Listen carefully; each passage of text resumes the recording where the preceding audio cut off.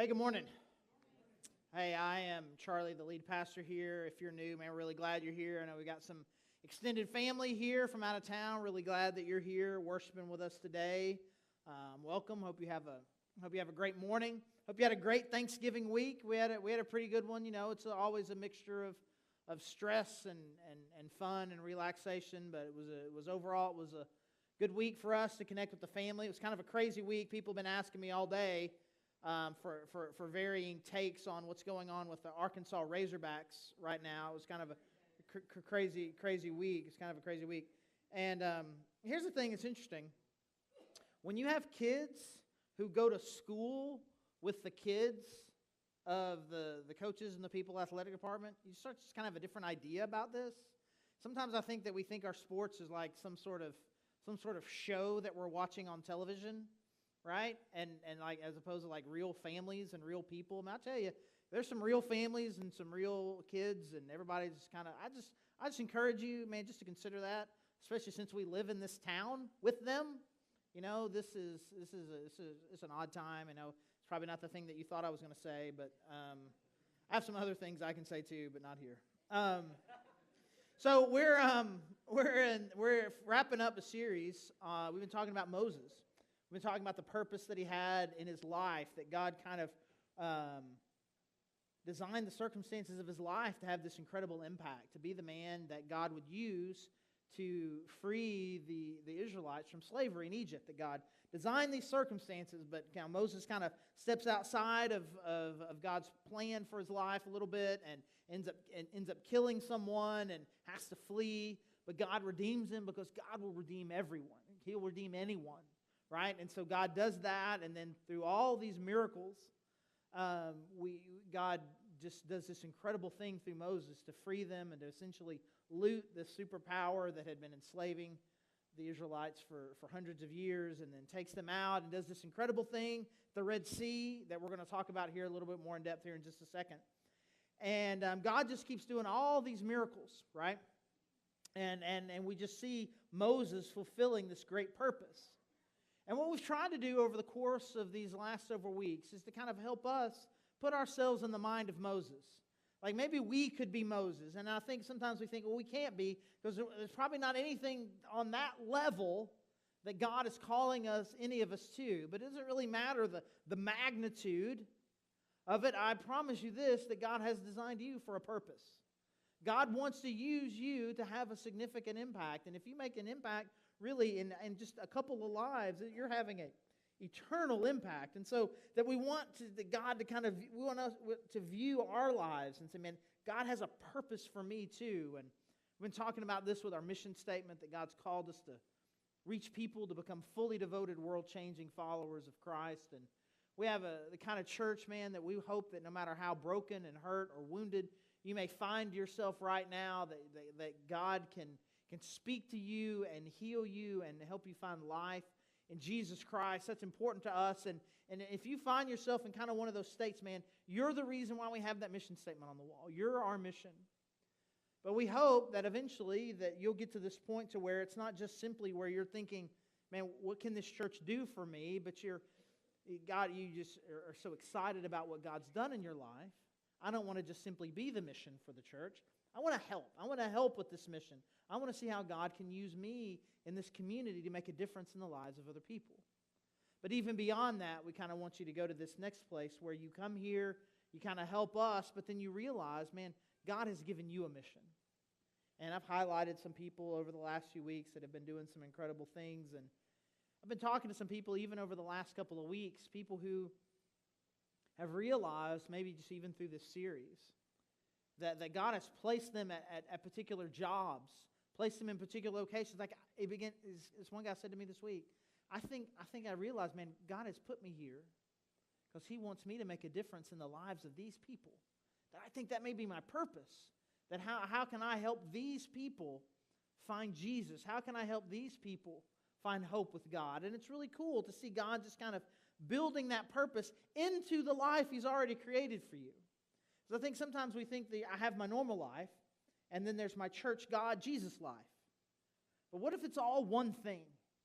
And God is wanting to in your life use who you already are and where He has already placed you for an incredible purpose. And so we have these great stories with Moses and God doing all these miracles with the plagues and how He freed them from Egypt.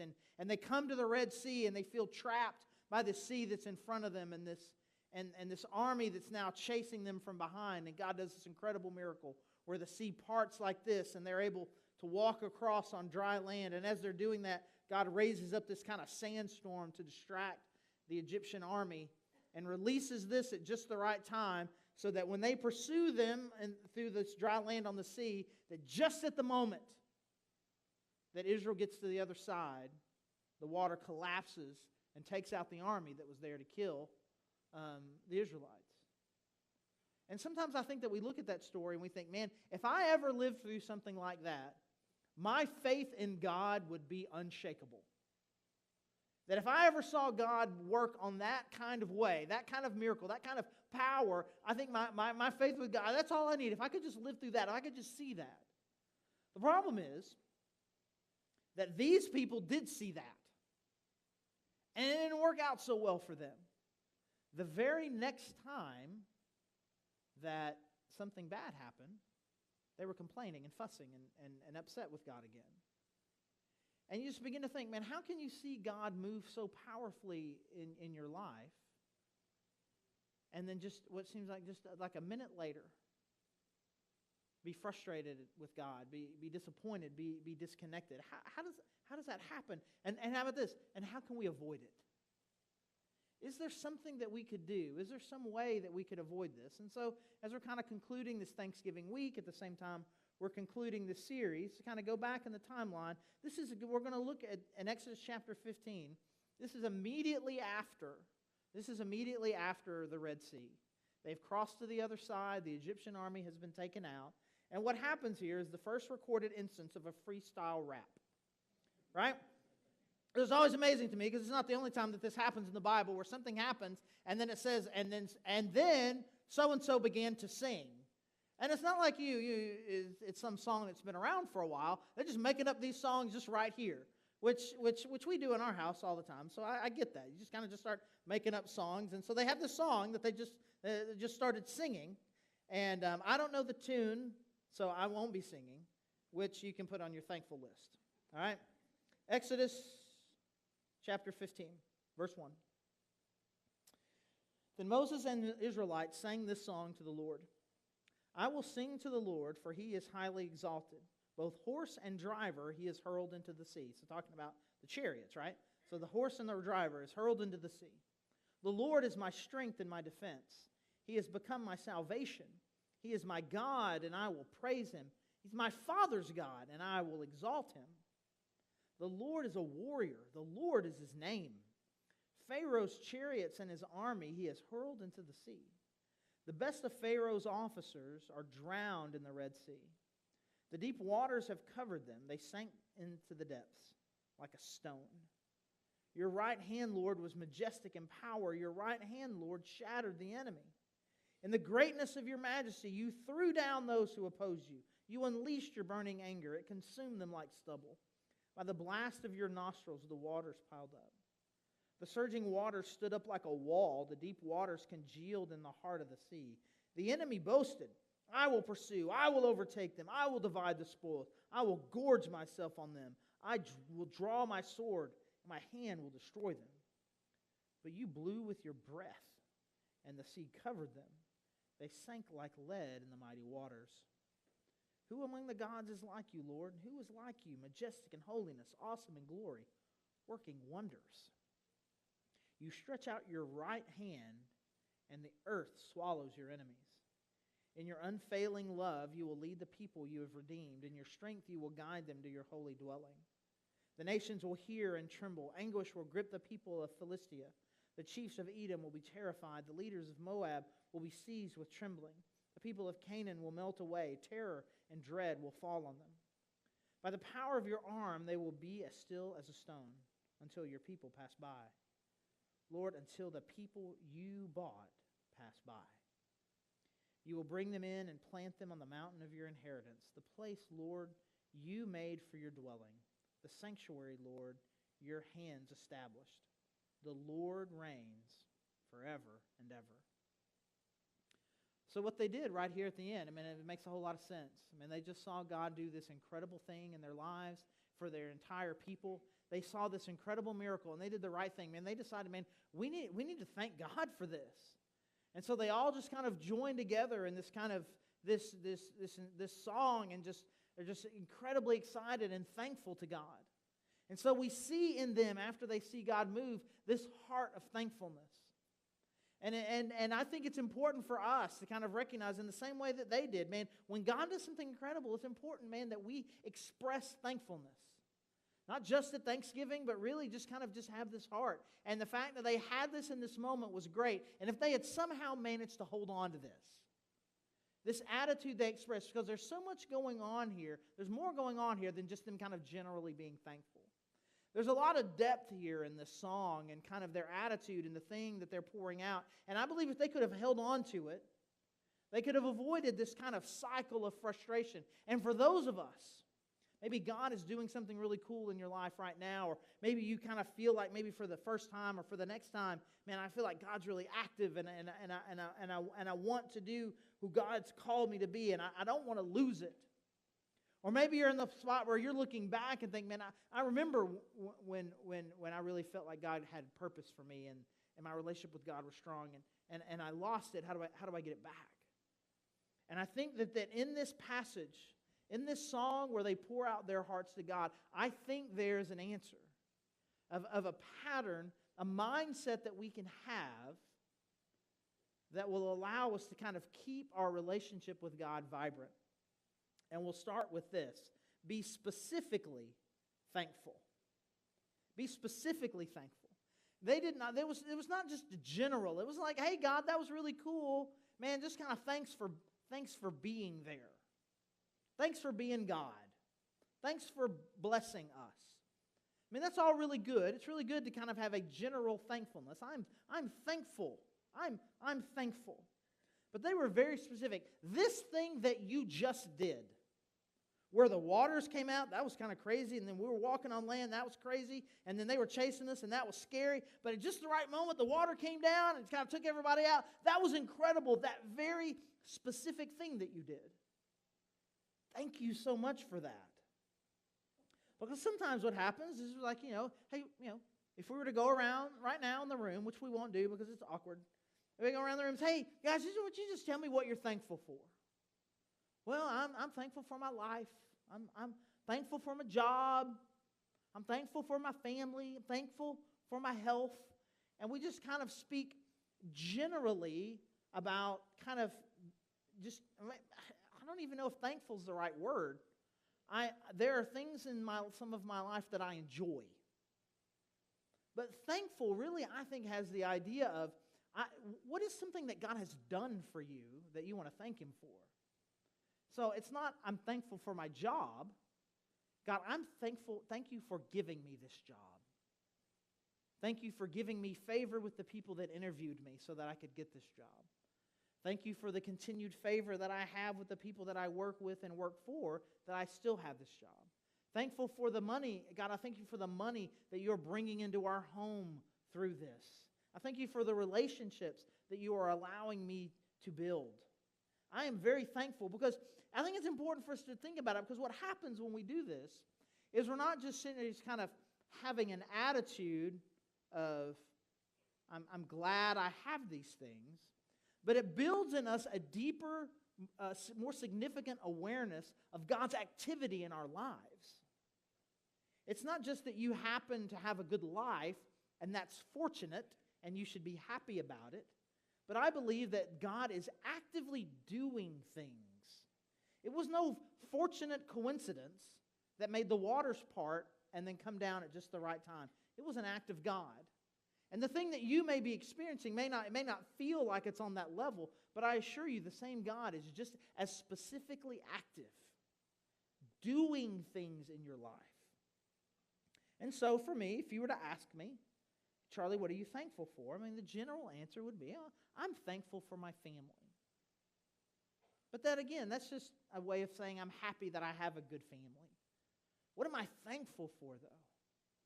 Well, I'm thankful for the wife that God has given me. I thank you for the 23 years we've been together. I thank you that for every year that we've been married, I age a year and she ages 2 months. It's really awesome. It's really cool. And no one even believes that we're the same age. And she would like you to know that we're not, because I just had my birthday. She's only 7. Like, can you believe it? Like, look at her next time. Like, I'm only 7 months older than her. It's crazy, all right? But in more seriousness, I'm thankful that God has placed in her an attitude that says, I'm in this forever no matter what. I really am. Because we've had some hard times. We've had some difficult circumstances just kind of external to us. We've gone through some rough patches. And there's times where she and I have kind of not been great with each other. But God placed in her this commitment to say that marriage is no matter what. And there's a peace that comes from that. And I'm very, very thankful for that in her. And that God put that there and has created and built in her the amazing woman that she is. I'm thankful for my 2 teenage daughters and how God is shaping them as they are making this transition from kids to adults, that they have conviction, that they have character, that they are really seriously thinking through, what does it really mean to be a mature, godly woman instead of just being a kid? I'm very thankful for that. And I'm thankful for all the circumstances that God orchestrated behind the scenes to place this amazing baby in our home 6 years ago. And that God would do that and allow us to adopt her. And I'm thankful for the joy that she brings to our family every day. These are things that God did. These are things that God is doing. And can we agree that there's a difference between that and saying, I'm generally thankful for my family. I'm grateful that I have a good family. And I think that if we can go to the next level and be really specific about the active things that God is doing, it will cultivate a different attitude in us and ultimately a longer-term, more strong relationship with God. One that can kind of avoid some of these fluctuations. But even still in that, that's a very self-focused thing. And again, I'm not knocking being thankful. Being thankful is way better than being not thankful, right? Being thankful is good. But there's a downside if that's where we leave it. If we just leave it at, God, you're doing great things for me, it can have the tendency to become very self-focused. But this praise, this thanksgiving song that Moses and the people are singing, it's not just about them thanking God for doing stuff from us. It goes to another level, which is they admire His character. It's not just, man, that's a really cool thing you did for me. Because all that by itself can lead to a very, like I'm the center of the universe kind of deal. Like this is all about me. And God exists to do things for me. But wait a second, there's more than that. There's the character of God. He does good things. What does that say about Him?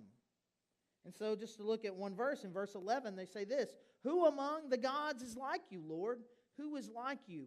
Majestic in holiness, awesome in glory, working wonders. So when you talk about holiness, you're talking about different, separate, that you're just kind of in another class. Like, man, the God who can do stuff like this is way different. He is bigger and greater and more powerful than anything else out there that's calling itself God.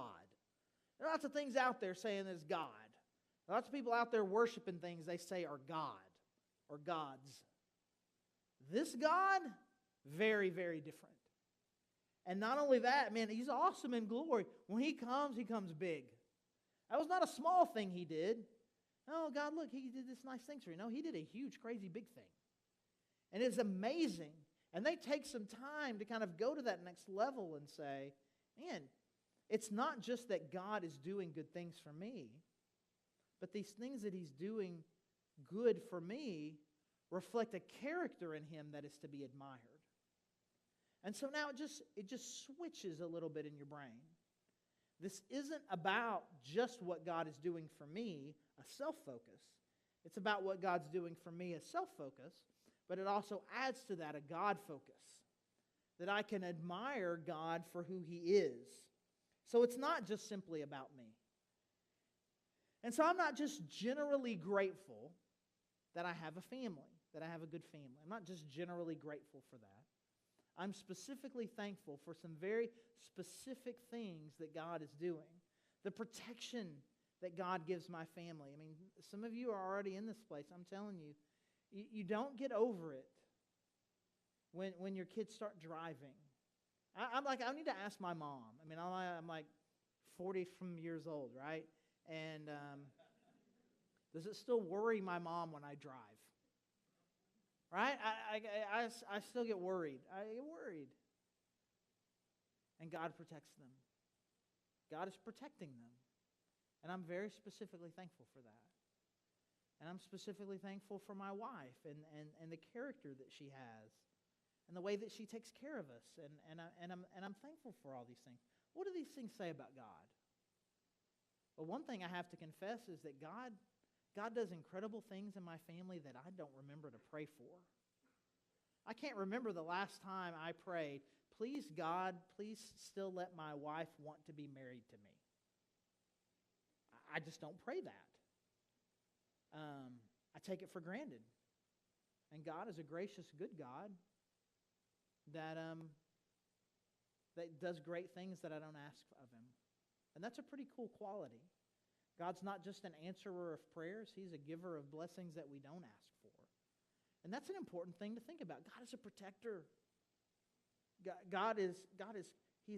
He's a lover of hearts.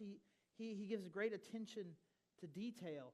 God cares about the individual. How can you be that big and also care about the day-to-day of my little family's life? How is that possible? That's incredible.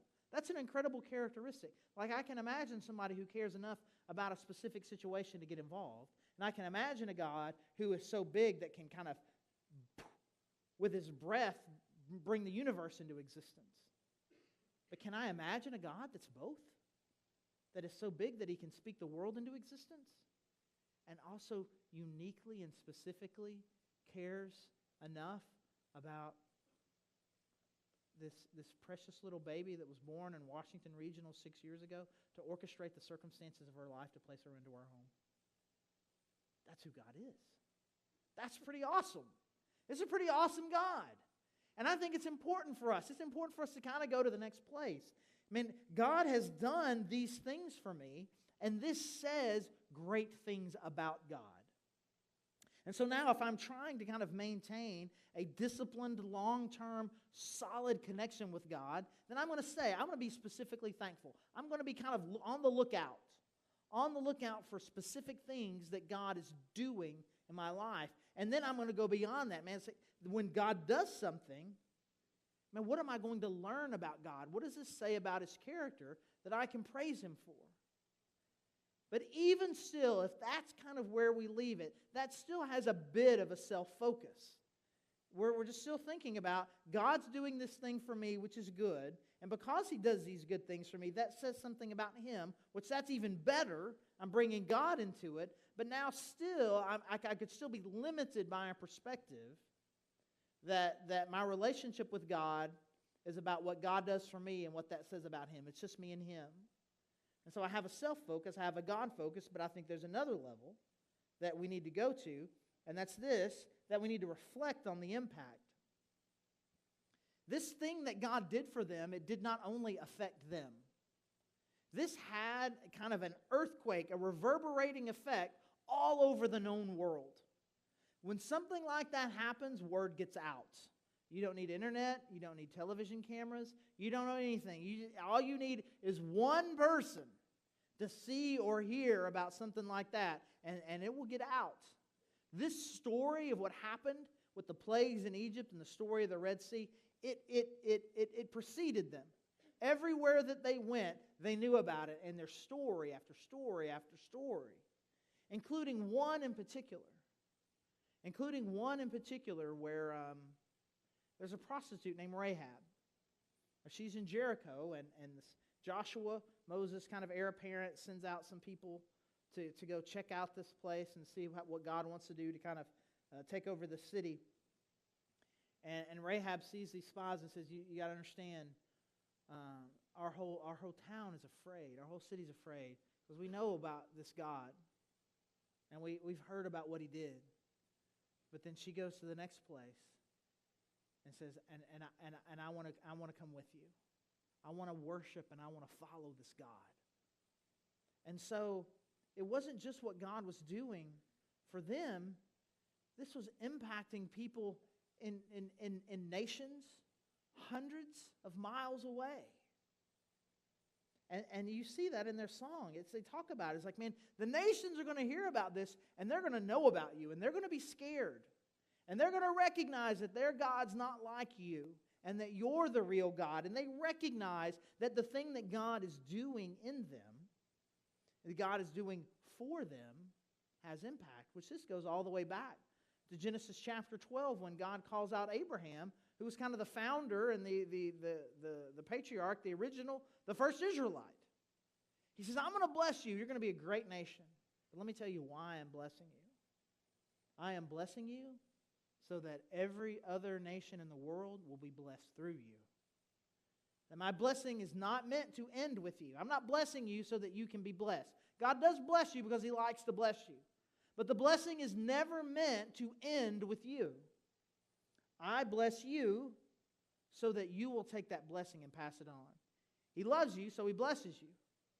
But it is never, ever intended to end there.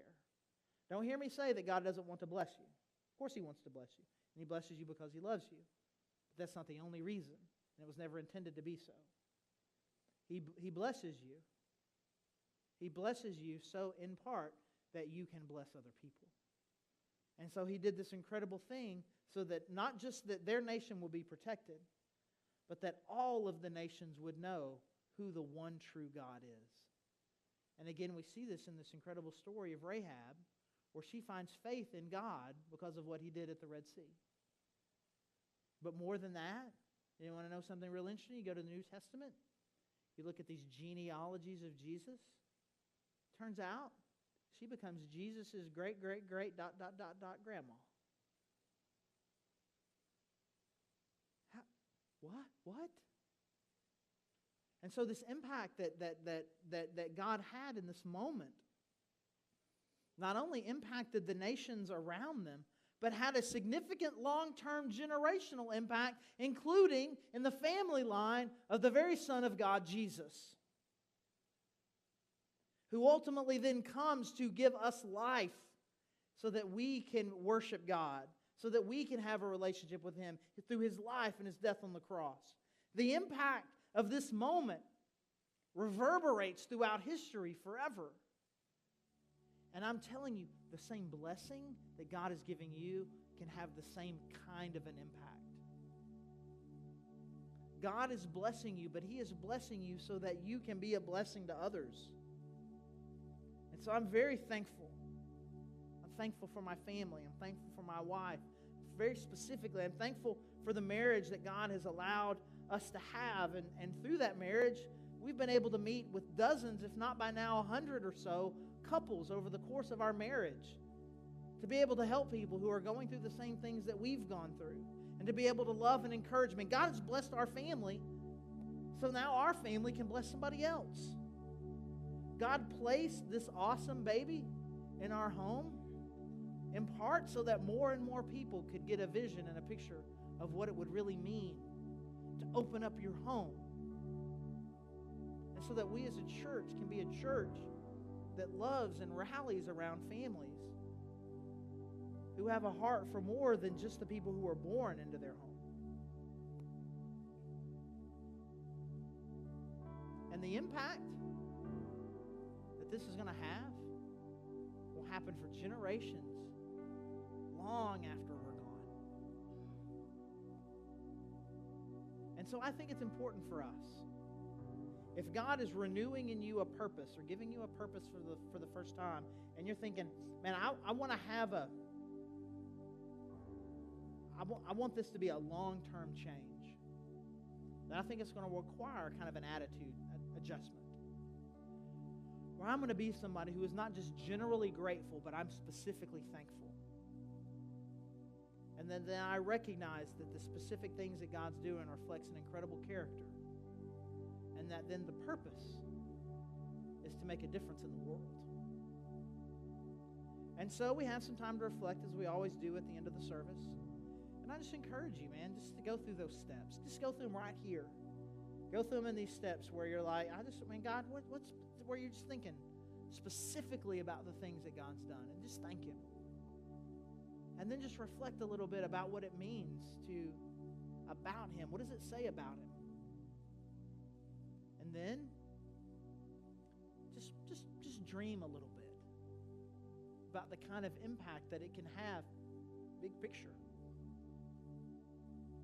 the things that God's doing in your life right now. So as always, you can just stay at your seat and worship. That's a great way to reflect. There's reflection stations there in the back. There's prayer candles. There's a cross where you can pray. There's communion that you can take. There's some people in the prayer team that would love to pray with you. We have an opportunity to give. Man, what an incredible example of that. Man, God has blessed you specifically with finances, in part, so that you can then bless your church and the world through your giving. A very specific application that we all need to make a regular discipline in our life to take what God has given us and invest it in the work that He is doing all around the world. And to give it back to Him because He claims that it's His. He says it's His. And so I recognize the blessing in my life. I recognize God's presence. And I use what God has done in me to bless others. So as we pray, as we worship, as we give, let's start to build a different kind of attitude about what it means to be thankful.